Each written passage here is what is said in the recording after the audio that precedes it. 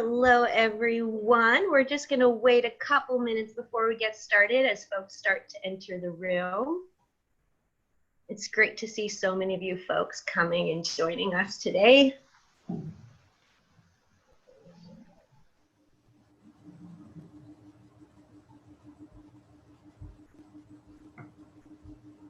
We have a great panel of speakers today, so I do just want to wait about a minute to make sure everyone can jump on in and watch this great webinar.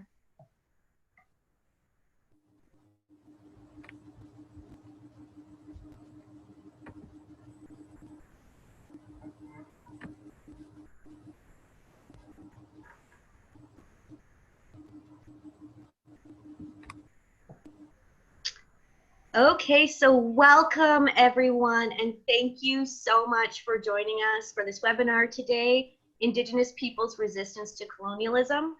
My name is Rochelle Friesen, and I'm the Canada Coordinator for Christian Peacemaker Teams. And for those who don't know us, Christian Peacemaker Teams, or CPT, is an organization that trains everyday people to work in local peacemaking communities that are confronting situations of lethal conflict, partnering with them to transform violence and oppression. So thank you so much for joining us today. We want to begin today's webinar with a land acknowledgement. Many of us that are learning and listening to this webinar are watching and listening from various parts of Turtle Island, which is also known by the colonial names of Canada and the United States. Turtle Island has been home to many Indigenous nations for thousands of years, and their land was taken from them through war, genocide, starvation, and theft. These colonial practices have taken place around the world, which we're going to hear more about as well today, from Kurdistan to Palestine to Colombia. And so today, before we get started, let's take an opportunity to acknowledge whose land we are on. So for example, I am currently in Takaranto, or Toronto, which is the territory of the Haudenosaunee, the Anishinaabe, and the Wendat. So I invite you that if you know whose land you currently are on, to write it in the chat, which should be on the right-hand side of the screen. If you don't know whose land you are on, I invite all of you to take an opportunity to do a little bit of research today and take part in that learning opportunity. So for some of us in this webinar, like myself, we are consciously or unconsciously invaders on the land that we are living on. And we acknowledge that through pipeline construction, government legislation, and gentrification, land dispossession has not stopped, as racism and settler colonial practices continue to this day. In order to move from being an invader on this land to a gracious guest on this land, we must work together to decolonize. Therefore, our acknowledgement must go beyond words and into action, and it is our hope that today's webinar will help us along the journey as we work to decolonize the spaces that we are living in. So the United Nations has named August 9th International Day of World's Indigenous People. With this in mind, CPT has made Indigenous rights and resistance a theme for this entire month. So you might have seen some of our CPT Net articles going out, some emails, some action items. This is really something we want to focus on this month. So once again, we want to welcome you to this webinar where we hope to honor and celebrate Indigenous resistance to colonization around the world. Just a little bit of housekeeping before we get started. So we can't see or hear you if you are listening in, but if you have any questions during the discussion, please type them into the Q&A box. And you will find the Q&A box if you move your mouse along the screen. At the bottom, there's something that says Q&A. So you can click on it and you can type in your question there. And there'll be a time later in the webinar that we hope to have a chance to answer those questions. You can also write your questions in the chat. However, if we don't get to your question, we hope to email you because we really, really value your questions. And it is harder to find the questions that have been dropped in the chat than when it's been put in the Q&A. So please keep that in mind. And of course, you can always email us after the webinar at peacemakers@cpt.org, and we would love to hear from you. So we have quite a few speakers today that will be sharing with us both the context of the colonialism they are living with and a creative form of indigenous resistance. There is Celeste, who's from Turtle Island. There's Mohammed from Iraqi Kurdistan. There's Rumbir, who's also from Iraqi Kurdistan, but working with the Aegean Migrant Solidarity Team in Lesbos, Greece. We have Mona and Hisham from Palestine. And we might be having an Indigenous activist from Colombia joining us as well. So a lot of great speakers, and I want to thank you all for joining us today. We want to begin today from hearing from Celeste. Celeste is a land defender, an indigenous human rights defender currently living in Manitoulin Island, which is the unceded territory of the Anishinaabe. I met Celeste 4 years ago, I think, when Celeste was working on food sovereignty out in St. Catharines, Ontario, and called up CPT. And it's been so great to be able to work with her and to learn from her. So thank you so much, Celeste, for being here today, and we hand it over to you. Sagoli, everyone. My name is Celeste Smith, and I am Wolf Clan, Oneida, Six Nations Reserve near Brantford, Ontario. And yeah, like she said, I'm a land defender here on Turtle Island. So, alrighty. So should I go to the first question? Let's talk about it. Okay, awesome. Okay, so if you're from Turtle Island, you probably realize that the type of colonialism we have here is settler colonialism. So basically, people came and just didn't go home. And so our oppressors actually came and decided that they would take our land by force, and they would commit genocide against us in different types of ways. So the first thing that they did was they tried to eradicate us just by pure genocide. And then it went to things like cultural genocide. So when they realized that they couldn't get rid of us all, that they then tried to do it that way. So I live in what's called Canada. So in Canada, we have systematic racism that's built from the ground up. So it's everywhere. It was, in fact, none of our laws in Canada were ever meant to include Indigenous people. So we were basically an afterthought, because when they wrote their colonial laws and built their colonialism around us, we were never supposed to be here today. So a lot of the laws that we go up against just simply don't include us. So our type of land defense here is basically trying to dismantle the colonialism that's been built systematically into all systems. So that would be law, government, everything. So we have a big job to do, because, like I said, we were never recognized and we were never meant to be here at this time. So what we're fighting against is original doctrines. So the Doctrine of Discovery is what we're fighting against, and Terra Nullius.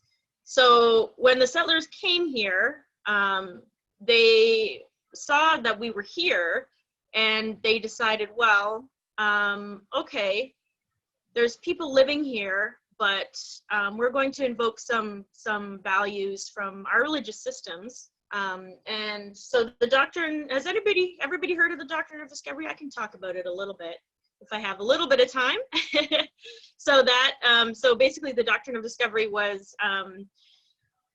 we got here, and God has sent us here to this new land, and it's a beautiful place, and we discovered it because no one that actually lives here is Christian, and therefore is not actually a human being.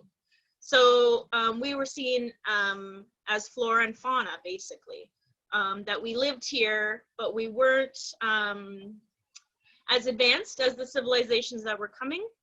So, and this doctrine of discovery is actually still used today. So it's still used in our laws. In 2012, actually, it was used against the American part of the Oneidas to actually take land from them. So this is a built-in law that's still affecting us today, where people just don't see us as human beings. So the other thing was Terra Nullius, and this is something that I fight against all the time because I'm an agriculturalist, a traditional agriculturalist. So when the colonizers came here, they saw a beautiful place that was pristine. This is called the pristine myth. It's actually, we actually made the beautiful places that the colonizers came to see, but since our agriculture was different, they didn't recognize it as true agriculture. So they saw Canada and the United States as being this place that was untouched. So Terra Nullius means empty land, and it means that we hadn't used it, so someone has to use it, right? So they thought, well, you know what, we're going to come and use this properly because nothing here has been totally used. But so I'm really fighting against that right now in my food sovereignty work, and trying to get people to realize that this new thing called permaculture here was actually what we did for thousands of years. So we were here, and and so basically what we're trying to do is combat erasure. So and just to make sure that people know that we're still here. Yeah. So how are we doing for time? We're good for time. We're doing okay? Thanks, Celeste. I was wondering if you would be willing to share maybe a bit about the deer harvest or a successful act of Indigenous resistance that you've been a part of. Absolutely. So we actually met. I met the CPT organization through something that's called Six Nations Right to Hunt. You can look that up on Facebook, Six Nations Right to Hunt, and kind of check out what we're doing. So we're also fighting land loss here, like most Indigenous people. So we were actually settled here, and I'll talk about this later when we talk about some of the land actions that are happening right now in Ontario. But our people settled here because we were kicked out of the United States after the War of 1812. So we were actually deeded a large section of land called the Halaman Tract. So, but unfortunately, we started out with a huge section, and now we have about that much. So you can expect that our deer hunting and our subsistence living has really been affected by this. So my people basically made a deal with provincial parks here, and that we could go in and hunt some deer, right? So we had huge resistance from people living around the parks, and we had a very big a lot of races coming out and trying to pull people out of cars, and it was really, really bad. So my co-founder, Jody Lynn Harrison, called CPT and said, you need to come and help us here. I mean, we're getting spit on, we're getting pulled out of cars here, and all we're trying to do is we're just trying to have our food sovereignty. We're just trying to hunt, and we're just trying to put meat on our table, and that for our community, because we eat, because deer for Haudenosaunee people, that's our main thing that we eat, really. And so we need it for our ceremony, we need it for our longhouse, and we need it for our people, right? So basically CPT came down and helped us with that. So we put up resistance, and it was long going, I think, but it's almost over. So from the beginning to the end, it was about 7 years, right? And now we've got to the point where, because the police would not help us, no one would help us. And so we basically made a group, and we got together and we started teachings outside of the site where the people would go in. We started round dances, we started getting people there, and in a really peaceful way. And just, it started really bad because the region didn't want us there. Nobody wanted us there. The governments really were against us. And this is a place Canada really likes to think that they've got they've got their pants on when it comes to Indigenous issues, but it is really not true. We are really, they would much rather not talk about us at all, and they would much rather us go to jail or sit in an institution where they don't have to deal with these issues.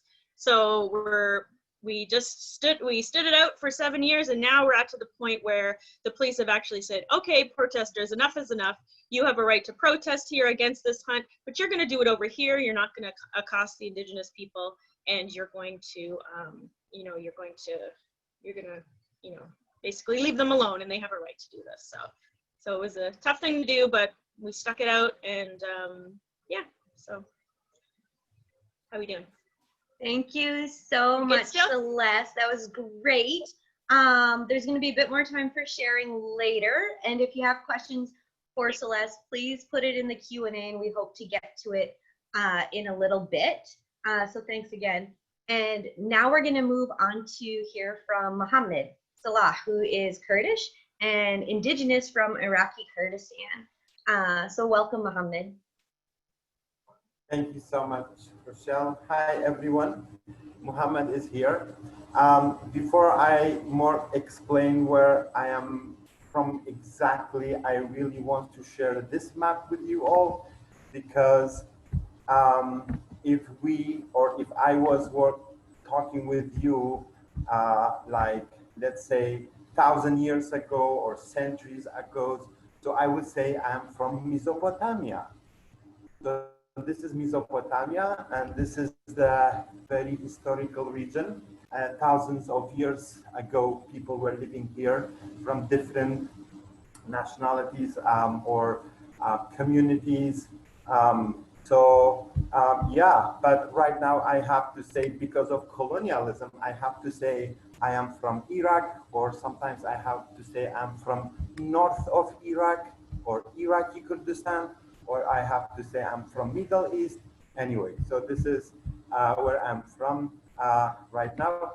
And so there were a lot of, as I mentioned, people or communities or nationalities living in Mesopotamia regions, such as Sumerians and Babylonians and Akkadians. So these people were living here, and they were inventing a lot of things. Like they inspired I can say that the civilizations, or they helped for the most of them, like such as inventing wheels, or let's say like medicines or mathematics. We have Hammurabi. I don't know if you hear about it. He, like, we call him like the mother of law. So he invented law, or make a law system, all these things. Anyway, so these people somehow now disappeared. We have Assyrian as well, or we had it, and still we have Assyrian. By the way, there are some communities which still are, we can call, like, we call them like minorities, because at that time they were the majority, but now they are the minorities. So Kurds in the Mesopotamia, right now we are over 40 million people living in this region, and divided between 4 countries, which is Iraq, Iran, Turkey, and Syria. The majority of Kurds are living in Turkey, and the majority are facing oppressions by Turkey. And as well as, so those like after the, let's say, when the empires started to fight for the lands of the Mesopotamians, because it's a very rich land, and sometimes it's called the lands between the rivers, the Tigris rivers and the Euphrates river. So when those other empires, such as Ottoman Empire or the Safavid Empire, and then later the Roman Empire, and then the British Empire. So all these empires, they were fighting on the land of Mesopotamia. And of course, they were kind of using those people who are living on the lands to fight against each other. So for example, the Kurds, we as a Kurds, we were being used for the Ottoman Empire, by the Safavid Empire, to fight each other. And they were promising the Kurdish that if you fight for us, we will gonna give you land, we will gonna give you this, and you can live here and you can stay here. So all these promises, but at the end of the battles and the wars, all is just was a lie. So this is why it's very important to look at the history a little bit and then to talk about the colonialism here. So the British Empire with the other, like let's say, superpower countries such as France or the others, they decided to divide the Kurdish lands or the Kurdish population between these four countries or states. Until now, the Kurdish in these regions are without state, without their own autonomy. But the Kurdish in Iraq, luckily they have this autonomy, or we have our own regions. But before we had these regions, when Saddam was in power, Saddam used a lot of oppression and violence against the Kurdish in Iraq. So now Iran is using the same oppressions against the Kurdish in Iran. Turkish state is using oppression against the Kurds inside Turkey, Syria as well. So like it has always been fighting happening alongside these regions and these countries. So until now, until the moment that the Kurds are struggling, especially in Turkey. I really want to focus the Kurds in Turkey because they are really under a lot of oppressions by the Turkish state. Like before 1991, even they were not allowed to speak their language in a public place, on a street, in their home.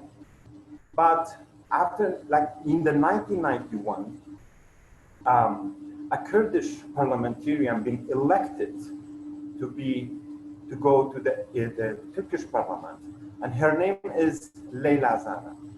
Hopefully Alicia will help us to put two links. Actually, she already did. So there are two links. I encourage everyone after the webinar, you can find out more about the Mesopotamian region and also about Leyla Zana. That's briefly, I'm gonna talk about her. So after she elected, while she has to go into the parliament and to give her oath or swearing, so she had a paragraph. So of course she has to say it in Turkish, right? But the last sentences of the paragraph, she said it in Kurdish, and I'm gonna read it for you. And she said, "I take the oath for the brotherhood between the Turkish people and the Kurdish people." And that makes the other Turkish parliamentarian or the other Turkish nationalists very upset, and they tried to kick her out from the parliament, but they couldn't. But that was the turning point of the people of the Kurdish people in Turkey to say, it's enough. We have to talk with our language. And after that, after 4 years, in 1994, she got arrested. She got arrested for 10 years. She released in 2004. While she was in prison, she rewarded 2 times or several times from the European Parliament, from there is a Foundation for Human Rights. It's called RAFTO. So she rewarded the Peace Prize while she was in prison. So I really encourage you to find out more and to read more about her. And because it is a very, very good examples of the nonviolence resistance of the Kurdish people, of the individuals. Like until now, the villagers that we are accompanying them as CPT in the border, alongside the border with Turkey and Iran, these villagers, for example, some of them, their villages being destroyed 5 times, 4 times, some of them 6 times, because whenever, like I would say literally every decade, their village has been destroyed, and then they have to come back and you have to rebuild it again. Until now, it's happening. Right now, Turkey is bombing, Iran is bombing, and they want to destroy the culture, the language, the lives of these native people who are living in this area. Yeah, so I think I'm fine for now. I don't know what's the time. Yeah. Thank you, Mohammed. That was very helpful in learning, and I'm already seeing some connections here in terms of destruction of villages, taking land, banning language, cultural genocide. But I'm also hearing a collective spirit of resistance. That's really great to hear about. So thank you so much, Mohammed. We are now going to hopefully hear from Hisham Sharabati. Hisham might have some technical difficulties, and if that's the case, then Mona will speak, who's the program support coordinator for Palestine. But Hisham is a Palestinian human rights defender in Hebron. He is the co-founder and coordinator of the Hebron Defense Committee, which is a nonviolent resistance group that works against the colonial presence and the occupation in the city of Hebron, as well as resisting against all forms of colonialism, racism in Palestine, and a partner and close friend of CPT. Hisham, can you hear us?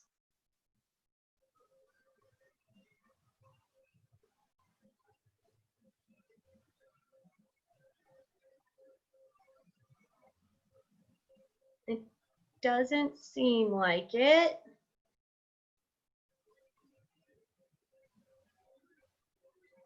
Mona, can you hear us? You hear me? Oh, yes, now I can hear you, Hisham. Welcome. Hi everyone. Yeah, I'm Hisham Sharabati. I was just introduced by the host. You know, the Palestinian case is one of the most focal points in the Arab world. Palestine was colonized by the British 1917. Short before that, what was called the Balfour Declaration has been issued by the British Empire, promising the land of Palestine to the Jews. Of course, years before that, the Zionist movement was founded somewhere in Europe, and they were, you know, the Zionists were seeking what they called homeland for the Jews. And the Zionist movement actually was created by, you know, rich Jews who wanted to have investment opportunities. They worked with the superpowers that time, and simply the superpowers were the colonizing countries, and they were seeking recognition, and they got the recognition from the UK promising Palestine. Now, the idea of Zionism, you know, colonizing Palestine is that, you know, that the Jews are a nation without a land, and that they wanted to move to a land without people, without a nation. Of course, at the meantime, they knew already that Palestine is, you know, is a country that have a civilization, it have citizens and a long history and a very rich history. But in my view, this is like kind of dehumanization of the people who are on the land. Now, the British colonization document actually talked about, you know, building a homeland to the Jews, and taking in consideration the cultural or religious and civic civic rights, you know, but not political rights.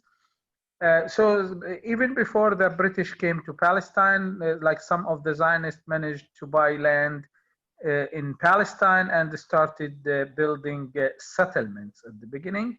The British authorities, they made lots of laws that allowed Zionists to immigrate to Palestine and make it very easy for them, to obtain land, buy it, and so on. While at the meantime, they made it very difficult, for example, to transfer the ownership of land.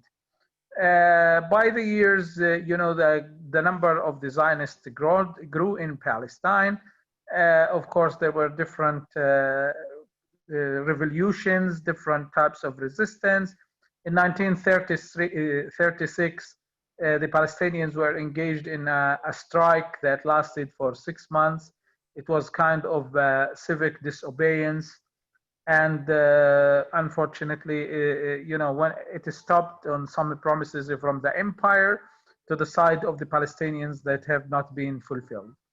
The British continued facilitating the immigration to Palestine. It wasn't very successful and wasn't very much working till the Second World War in the growth of the, after the Holocaust and what happened in Europe. Many of the Jews fled Europe. I think many of them were promised, if not most of them were promised to be taken to the United States, but they ended up in Palestine. So that was a growing shift in the number of Zionists immigrating to Palestine. In May 15, 1948, the British withdrew from Palestine, and that was accompanied, or even before that, the Zionists started an ethnic cleansing policy against Palestinians in Palestine. Before the 48 withdrawal of the British, the Zionists, the UN approved what they called a partition plan, dividing Palestine into an Arab state, Palestinian state, and a Jewish state. But even in that land, like the Jews owned only 1/3 of the land, and they were nearly or even less than 10% they were like they owned 10% of the land, but they were only 30% of the residents. So they will remain an Arab majority, although it is part of it was assigned to be a Jewish state.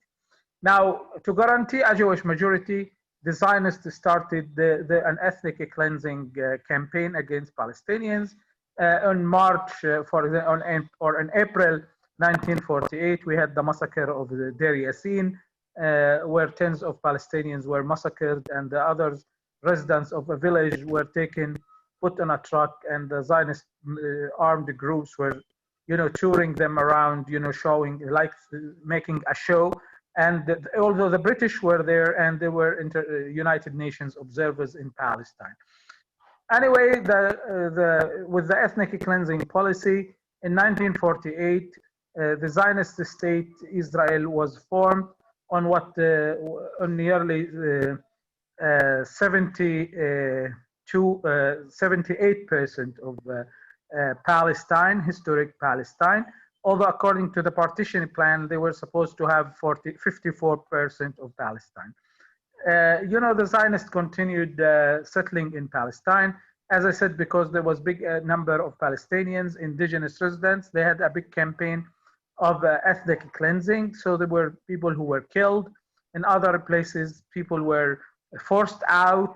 And in the Palestinians who remained inside what became Israel, they were forced to stay in ghettos.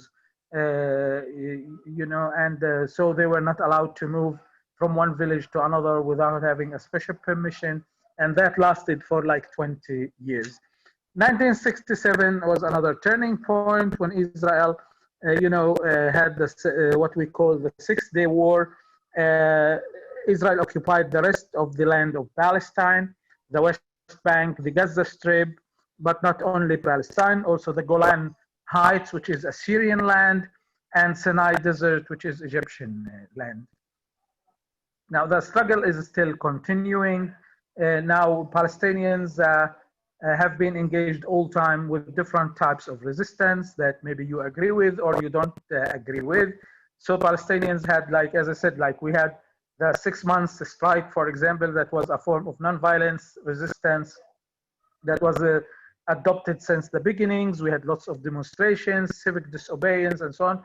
But there were also armed resistance to the Zionist armed groups, in Palestine.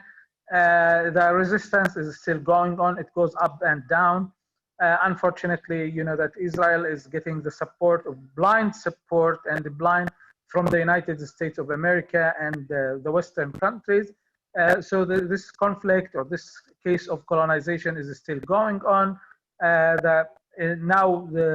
Before 1967, the whole discussion was about, Arab-Israeli conflict and, the right of the Palestinians in what became Israel. But now almost everyone talks about Palestinian occupied territories in 1967, whether the Palestinians can have a state there or not. In the West Bank, that was occupied in 1967.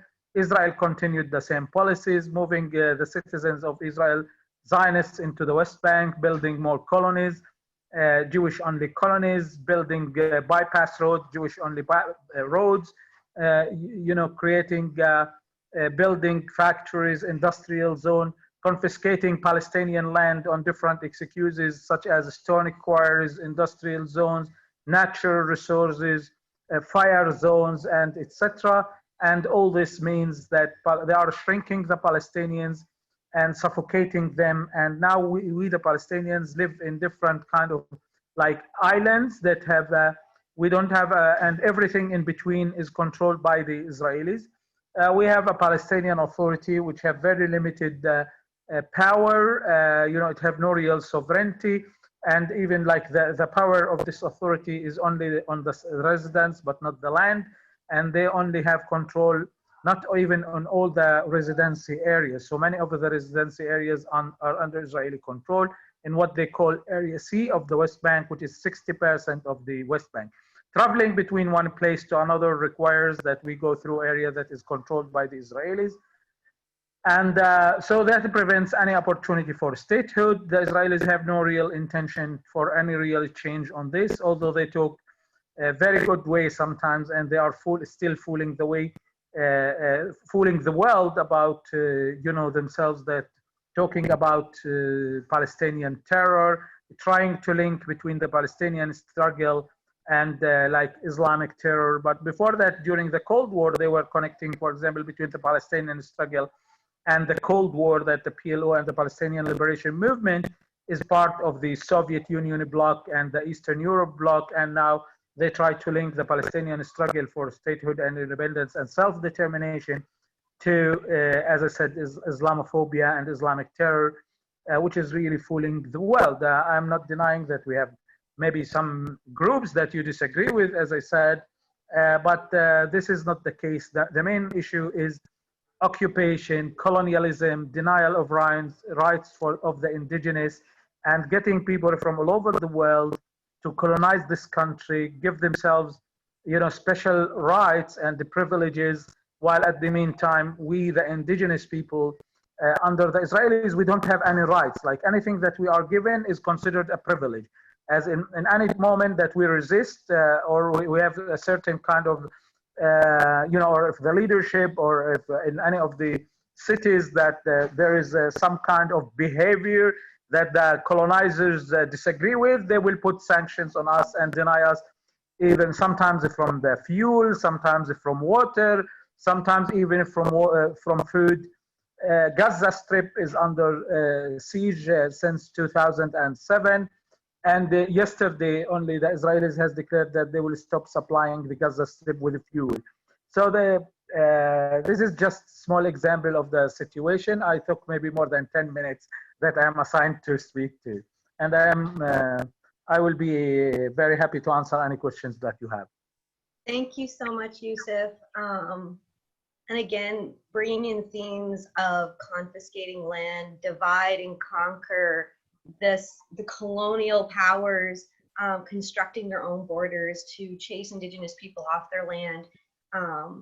all of these themes I'm starting to hear come through, but I'm also hearing again a lot about resistance. So about demonstrations, about reclaiming land, about staying on the land. And so it's really important to hear both of these things about colonialism and about the resistance to colonialism. So thank you, Yusuf. Next, we are going to hear from Dunin. And just to let You said everybody, thank you, Yusuf, twice. Pardon? You said thank you, Yusuf, twice. Oh, It was I am Hisham. so sorry. Thank you, Hisham. Thank you so Thank much, you, Hisham. Yusuf, too. You know, he's my friend. You know.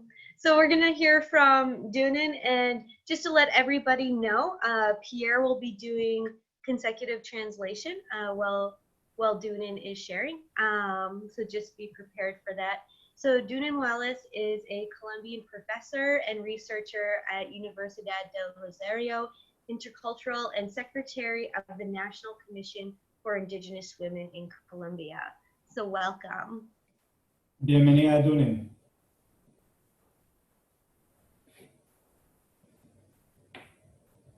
No te escuchamos. No, todavía no. Algo está pasando.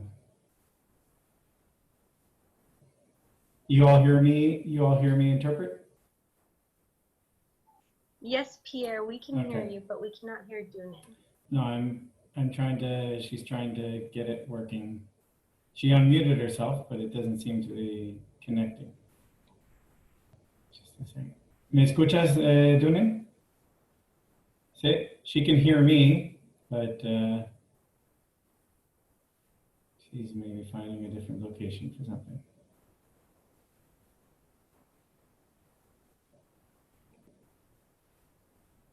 Todavía no te escuchamos, Dunin.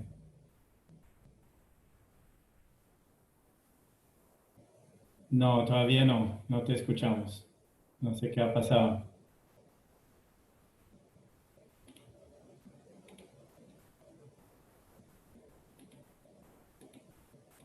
She's unmuted. Sí, quitaste la función de muteo, pero no sé qué ha pasado.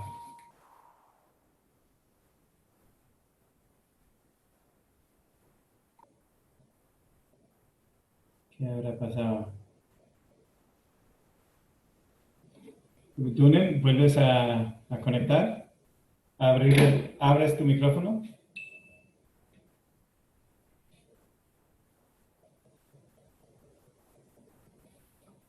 Yo no te escucho. Rochelle, can you hear Dunin? We cannot hear Dunin. Are you No. able to hear Dunin? I do not. I do not hear Okay. Dunin. Dunin, ¿tú me escuchas? Sí, pero no sé qué pasa. Perhaps what we will do is we'll move on to Rumbir, and then we'll come back to Dunin as we get the technical stuff figured out. How does that sound? Dunin, vamos a pasar a Rumbir para mirar la parte técnica para que después tú puedes presentar. ¿Listo? Perfect.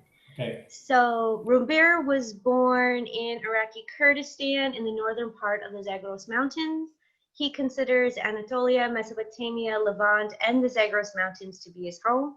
Rumbir's goal is to see the whole planet without borders, consisting of sustainable, healthy, and egalitarian communities in confederation with each other. He is also the project's program support coordinator for the Aegean Migrant Solidarity Team. So welcome, Rumbir. Thank you. So I am from the northern part of Zagros Mountains. On my paternal side, I belong to Khojnau tribe. And on my maternal side, I belong to the Ako tribe. And both of those tribes, they occupy 3 or 4 valleys out of the thousands of valleys which are in the Zagros Mountains. I mean, most of us Kurds, we live in valleys. Like people in Zagros Mountains, we live in valleys, and we very much identify ourselves with valleys. So when I speak my dialect, I just say like I speak the language of the valley. And my life has very much been formed by all the wars and genocides and crimes which has been committed against my community and all the communities which inhabit the Mesopotamian basin and also the Zagros Mountains.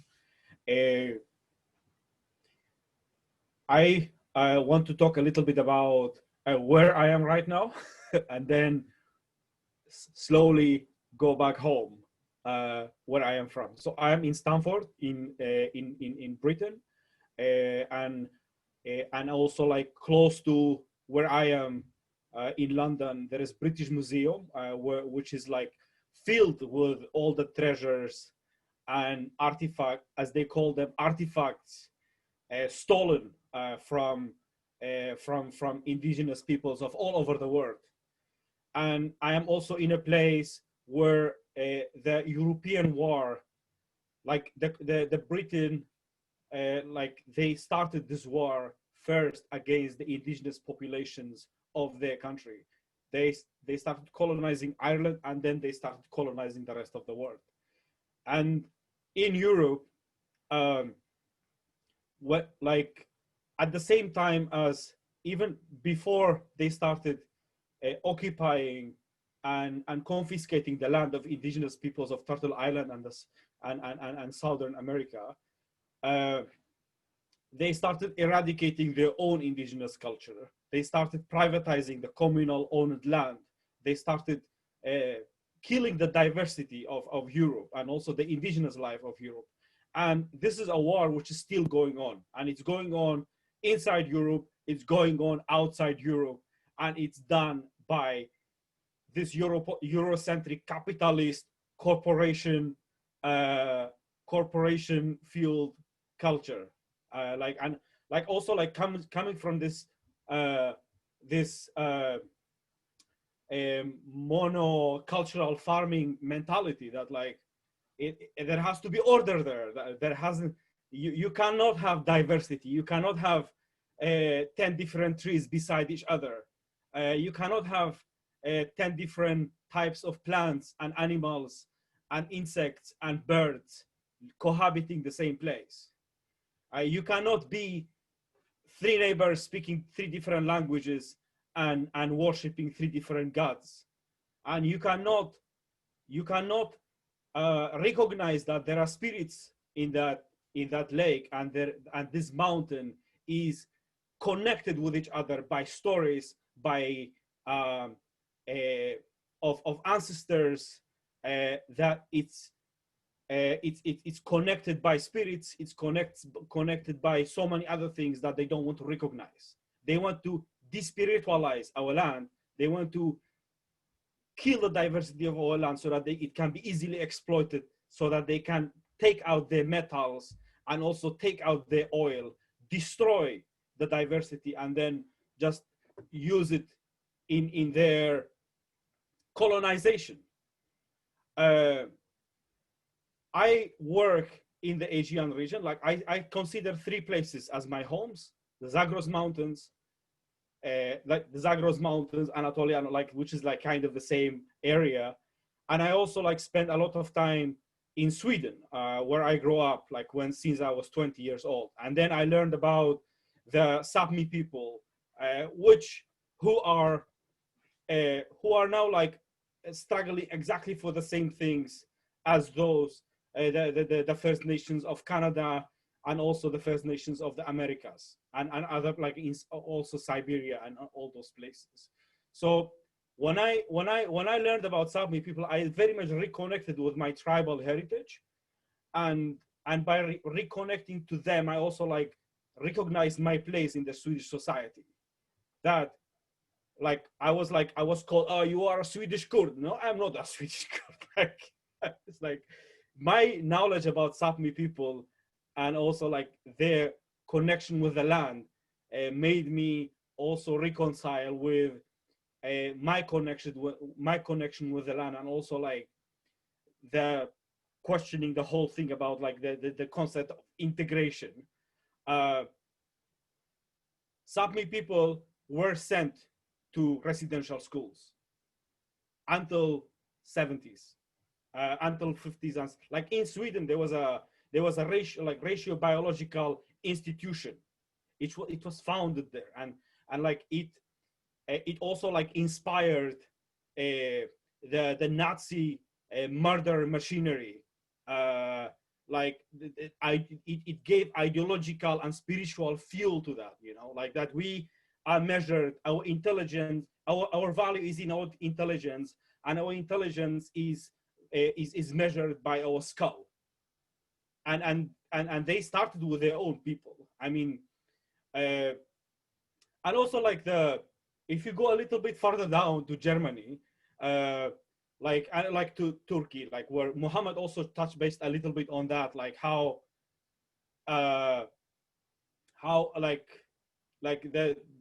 another source of inspiration for Nazis was Ataturk, who and also like the young Turks, which were the nationalist rulers of the late Ottoman Empire, and they exterminated Armenians and the Christian populations of Anatolia, and the same people, like same kind of mentality also, like when the Ottoman Empire fell in the First World War, they took over, and they kept like along with the ethno-nationalist Greek government, they did a whole population change. I mean, like I am in a region, like I work in a region in the Aegean region, okay, where 1.5 million people from Greece, no, 1.5 million people from Greece were expelled to Turkey because they were Muslims in 1923. 1.5 million people, because they were Christian Orthodoxes, were expelled from Greece to from Turkey to Greece. Like, what's now Turkey? I don't recognize Turkey as a state. I think it's a crime against humanity. Like, I mean, like if you call Germany, if you like, it's like for me calling Turkey is like waving a Nazi flag. So, and whole Europe and Middle East is made by those genocides, and those genocides were conducted in the name of nationalism and religion, like usually like religion and nationalism together. In the propaganda wars, they were justified by some religious crusade. In reality, there was a nationalist elite which were conducting those genocides. So in the Aegean region, now we like Aegean region, like on the Turkish side and the Greek side, they both are the same people. I mean, they speak Turkish on the eastern side, and then they speak Greek on the western side, but it's the same people. I mean, they have the same traditions, they eat the same food, and they have the same history. But now the Turkish side is east and Muslim and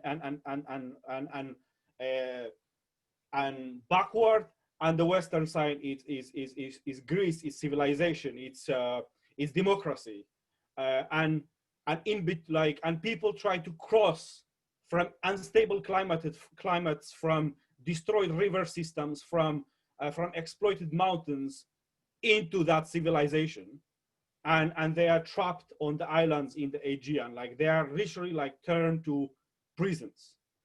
And so like when we talk about indigenous contexts, we usually like talk about like boundaries and borders, and which is like totally different from the colonial kind of borders, which doesn't allow anything to cross.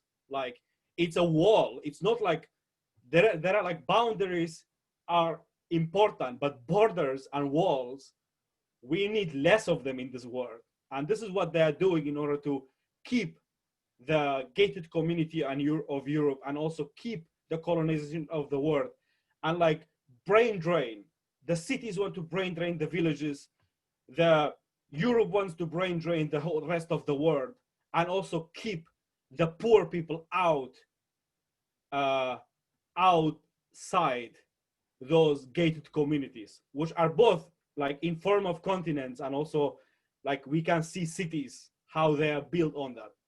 And we need to, in order to get to that egalitarian confederation of communities, we need to eradicate, we need to like tear down those walls. And I talked so much. Okay, thank you.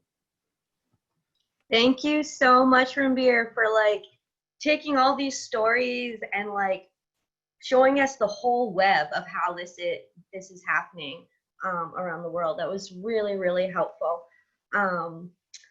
We are going to try and see if we can connect with Dunin again. Dunin, does the sound work? Hola, Dunan. Vamos a intentar otra vez. No, no te escuchamos.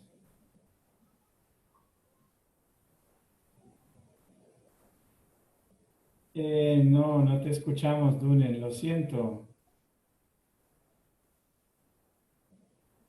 I received a text from some people that said the attendees could hear Dunin, but we cannot hear her.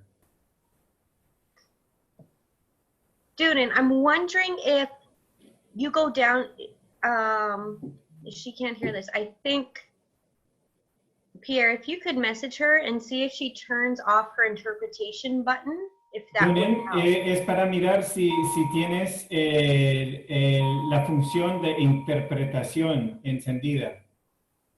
Apague la función de interpretación. It seems that's what the issue is. ¿Puedes apagar la función de interpretación? Selecciónalo y asegura que esté en off.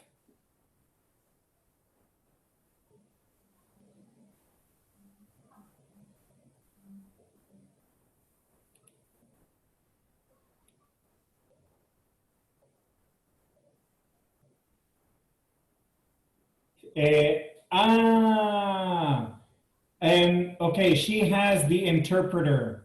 She has not the interpretation, she has the interpreter function set on because she entered with my link because of the other issues. So I don't know if there's a possibility to turn off the interpreter. Ya sé lo que es, Dunin.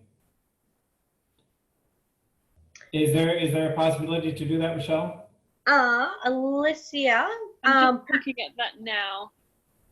So remove her as remove her as the interpreter, just so that she, yeah.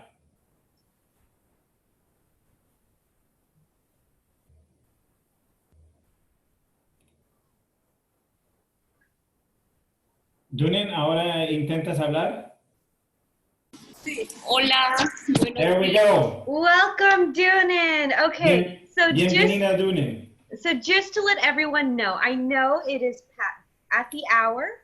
We really want to hear from Dunin. So we are going to keep this webinar going a little bit longer because this is such a critical voice we need to hear from. Entonces, Dunin, ya Rachel invitó a la gente de quedarse un poco más de tiempo porque ya pasamos la hora, pero es muy importante que escuchemos tu voz.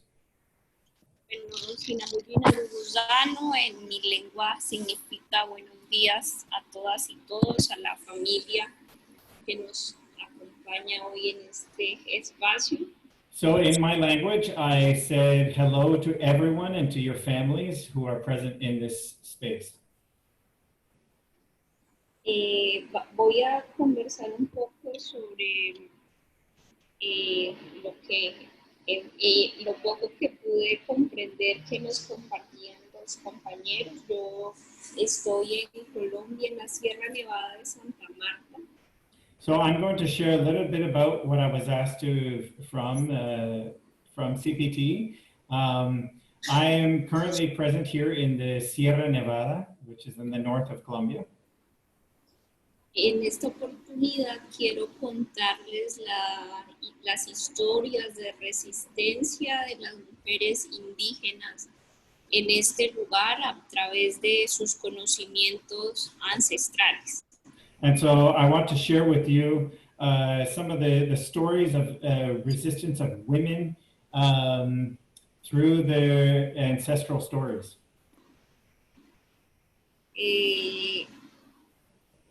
Las mujeres indígenas a través del tejido, de la partería, de la gastronomía, de a partir de los sobos, del conocimiento de las plantas tradicionales, han podido recrear lo que el colonialismo nos ha intentado arrebatar.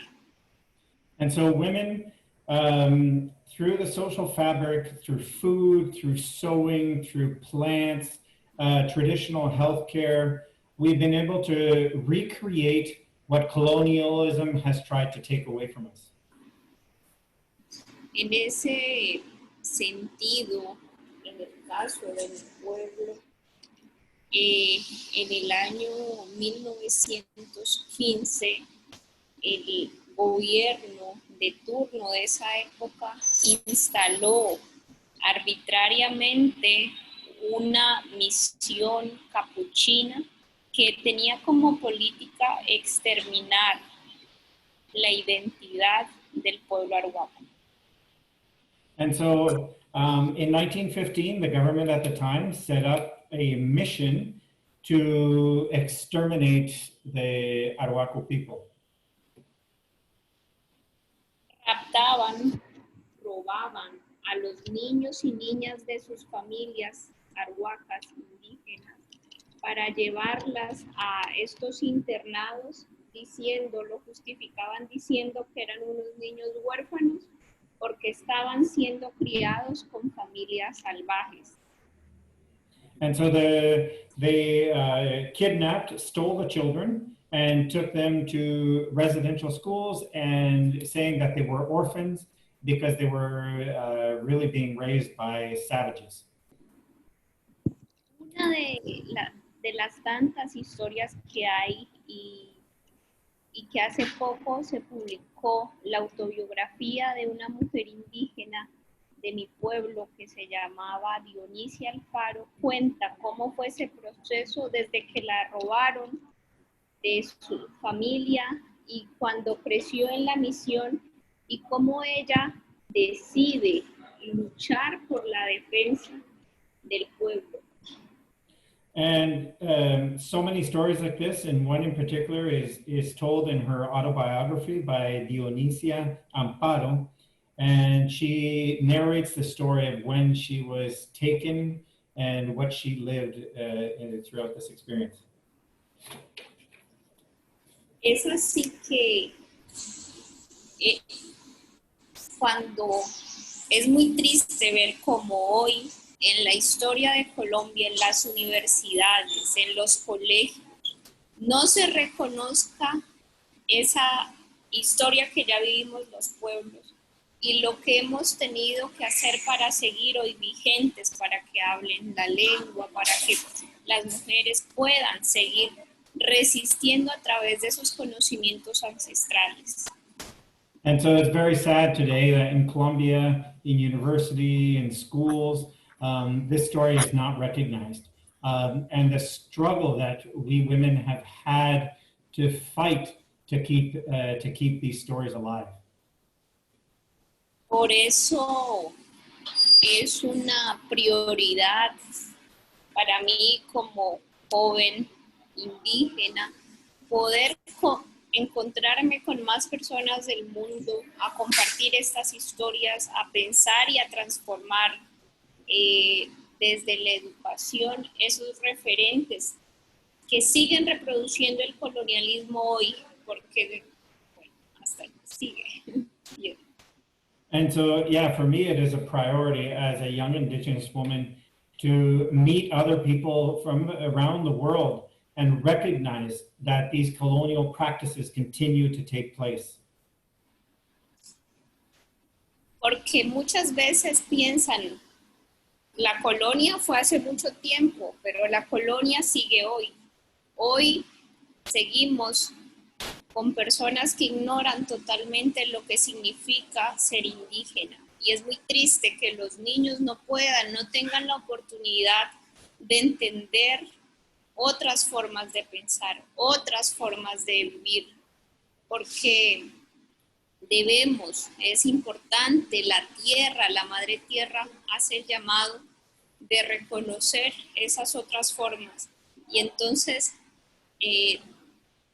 debemos buscar espacios para formarnos, para comprender y para dialogar y no creer que la colonia ya pasó. El colonialismo sigue vigente, disfrazado de sutil, pero debemos seguir uniéndonos para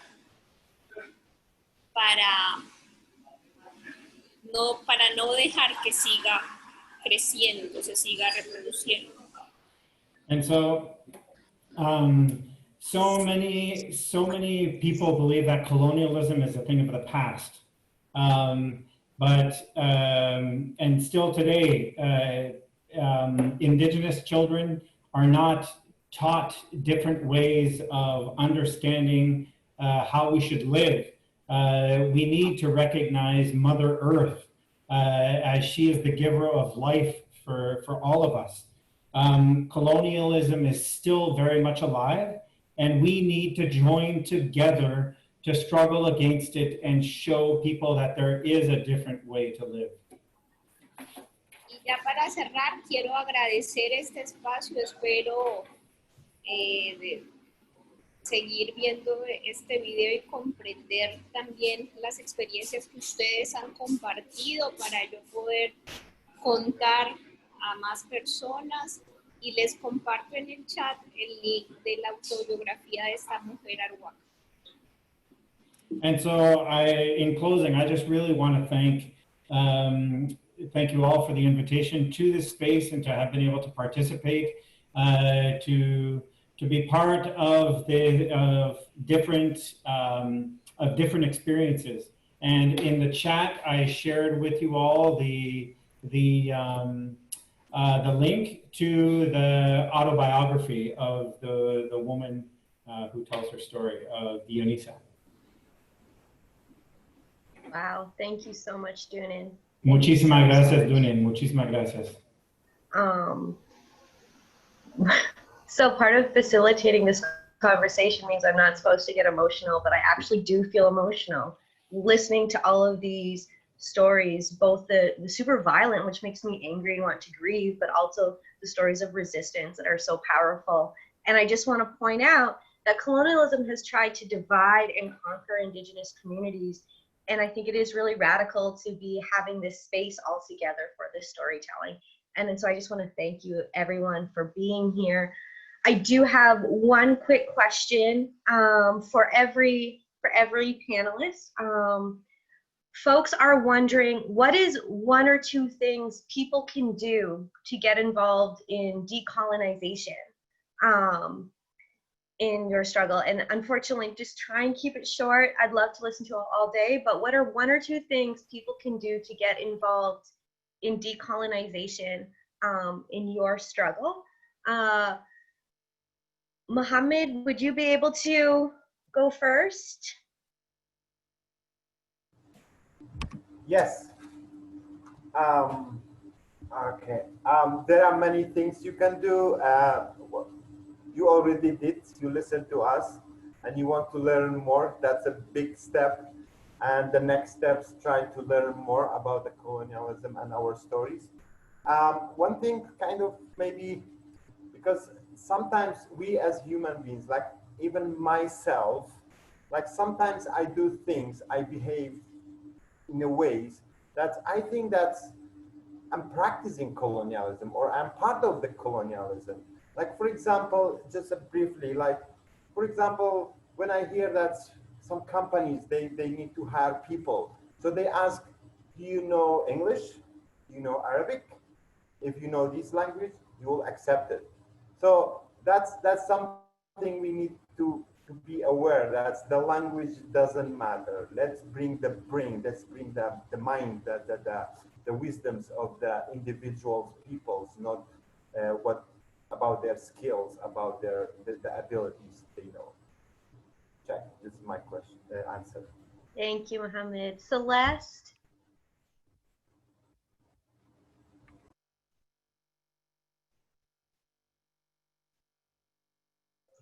Let me unmute myself before I start talking. Yes, there's, just like Mohammed said, there's lots you can do around education. First is a huge thing, because, you know, these things like Doctrine of Discovery and Terra Nullius, these things need to be actually completely dismantled before we even talk about things like colonialism, right? So, and it can happen, these things. So find out what these are, get your education on those things. And also, there are land back efforts going on all over the place. So find out your local land back and just show up and talk to the people there and find out what their issues are, and support that way. If you can't be there, then get on the internet and say, how can I support you guys, and find out, because the basis of a lot of our struggle is the loss of our land, all of us. So we need that land back. So talking about repatriation is big. I'm sorry, but some of that land is gonna have to come back to us if we're going to support our economies, if we're going to support ourselves, if we're going to support our, you know, our governments coming back into play and supporting us as people. We're going to have some of that land back. Now, whether that means actual land that we live on, or whether that means paying rent, right? Things like this. I mean, you have to think as a colonizer, if you're in my situation and you've come and taken my land, there needs to be something there, in part, you know, a repatriation, whether that is, you know, economics have to be a part of that, because the reason why we don't have a lot of power and why we don't have a lot of political pull is because we're so poor, and we're poor because our land base was taken back. So I mean, so look into land back and look into actually what that means. Thank you so much, Celeste. Hisham?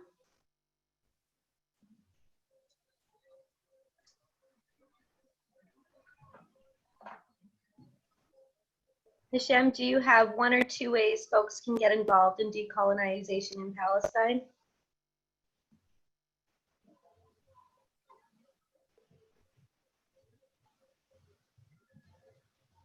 We might have lost Hisham. Dunan, are you still with us? Listo, Dunin. Bueno, gracias. Thank you. Do you hear me? Do you hear me? Ah, espere, Dunin, apareció Hisham. Do you hear me? Yes, Hello? Hisham. We hear you, Hisham. Go ahead, Hisham, and then we'll hear from Dunan. Do you hear me? Dunin, un segundo, sí, va Hisham. Okay, well, I said that in the year 2005, the Palestinian Civic Society has launched the call for boycott, divestment, and sanctions, of which we call individuals around the globe to boycott Israeli products, as Israel is not abiding to international humanitarian law and international human rights law, and specifically, if Israel does not withdraw from the occupied Arab territories, including the West Bank, the Gaza Strip, and the Golan Syrian Heights, and if Israel does not give full equality to the Palestinians, indigenous Palestinians who are living in Israel, we call for the firms and investment companies to divest from Israel, because any investment here will support the colonizing country, and we call for the different countries around the globe to put sanctions on Israel. So far, we are doing very well in the boycott campaign. We have some success in the divestment, but we are not really doing well in the sanctions side. That's from one side. Of course, you can organize a demonstration against the Israeli colonial policies in Palestine. You can do a flash mob, speaking event. There are lots of things that can be done. Learn about Palestine. If it is open, then have a study tour. Come and visit Palestine. Talk to activists. Talk to people from around the spectrum and learn more about this conflict. Till we will, so as we work together more efficiently to end this case of colonialism. Thank you. Thank you so much, Hisham. Thank you, thank you. Dunan? Hola, Dunin. Hello. Yo les voy a compartir ahorita en este momento una defensa que estamos haciendo los 4 pueblos en la Sierra Nevada de Santa Marta es la defensa de la línea negra. La línea negra para nosotros es un cordón sagrado que bordea la Sierra Nevada de Santa Marta. So I'm going to share with you, it's there are 4 people, the 4 peoples of the Sierra Nevada. We are currently leading an action to defend the Black Line. This is a territory that is sacred to the peoples of the Sierra Nevada. Sí. En ese sentido, nosotros, los 4 pueblos orientados por nuestras guías espirituales, han solicitado la protección de estos sitios sagrados que son la línea negra y están alrededor de la sierra. Y para ellos el gobierno expidió un decreto que lo reconoce. Sin embargo, por los intereses económicos de las empresas, las multinacionales, demandaron el decreto y quieren que ese instrumento jurídico se quede sin efectos. Y estamos en una campaña nacional mundial por la defensa de la línea negra, porque esa es la forma de continuar nuestra resistencia no violenta en nuestro territorio. And so the 4 peoples connected by the Spirit are, we requested a protection measures on the land of the Black Line. But multinationals, national and multinational companies have issued a lawsuit against these protection measures because of their economic interest for the resources in the land.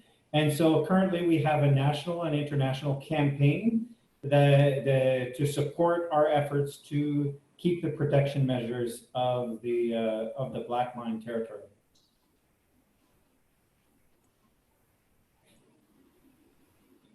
Dunin, ¿vas a compartir el enlace de la campaña en el chat? Sí, ya lo envié. So I have sent to the chat the link for the campaign for the protection of our territory. Thank you so much, Dunin. Muchísimas gracias, Dunin. Muchísimas gracias. I would say, let our vulnerabilities unite, and let our diversity unite.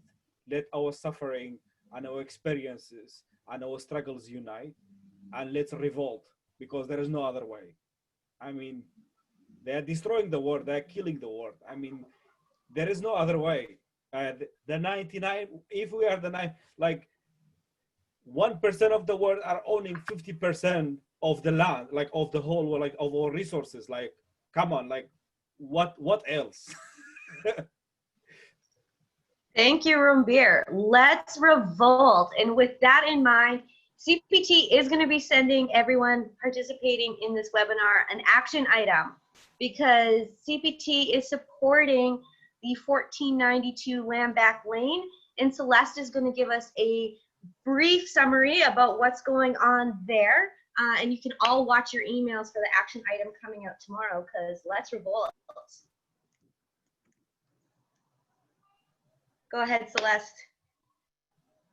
All right, so what's happening on my territory right now is actually an action. It's called 1492 Land Back Lane hashtag, so you can use that to kind of look it up.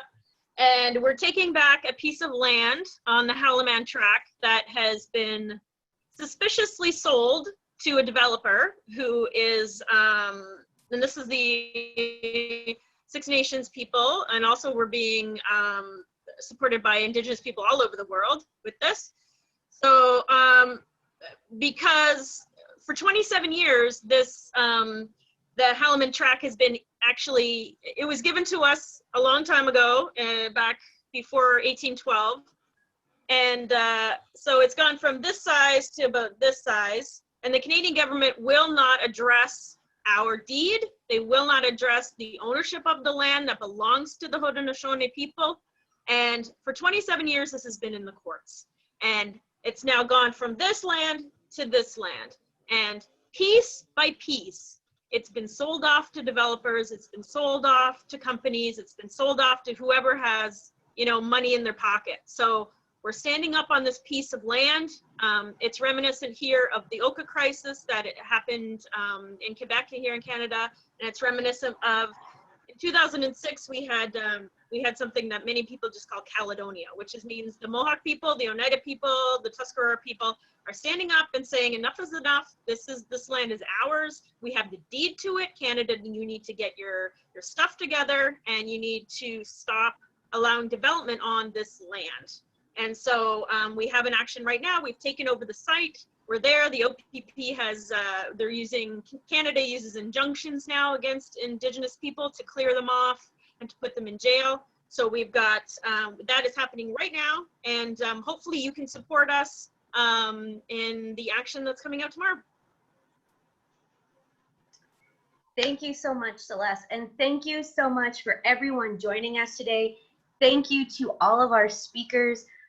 This content was so profound. I'm looking forward to rewatching this entire webinar and seeing what more I can learn from it. You will be getting a copy of a recording of this webinar in the coming days, so you can keep learning. Your family members can keep learning. So please look out for that in your emails. If you have a question pop up later today, feel free to email us. We would love to answer any of your questions. And also, just to let you know, as CPT, we definitely believe in making all of this knowledge accessible to the public. Our spaces of decolonization should be spaces that do not cost money. Therefore, we are providing all of this content for free. However, if you can donate to CPT to help keep accompaniment alive and cover those expenses, that is greatly, greatly appreciated as well. So thank you to everyone for being here today. Thank you to the speakers. Thank you for everyone listening in. And I wish you all a wonderful day and wishing you well on the journey to learn more about decolonization. Thank you. Thank you very much. Now go. Gracias. Thank you.